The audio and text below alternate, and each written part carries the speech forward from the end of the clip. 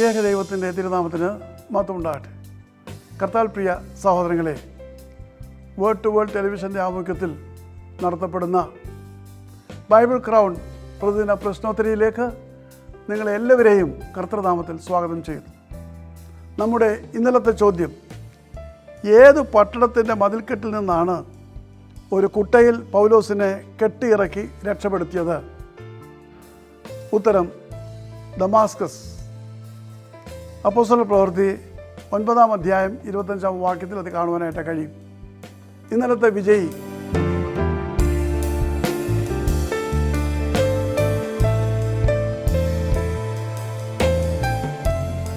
ഇന്നത്തെ ചോദ്യം, ഏലീശ പ്രവാചകൻ്റെ പ്രവർത്തനങ്ങളെക്കുറിച്ചും അത്ഭുതങ്ങളെക്കുറിച്ചും ബൈബിളിലെ ഏത് പുസ്തകത്തിലാണ് പ്രതിപാദിച്ചിരിക്കുന്നത്?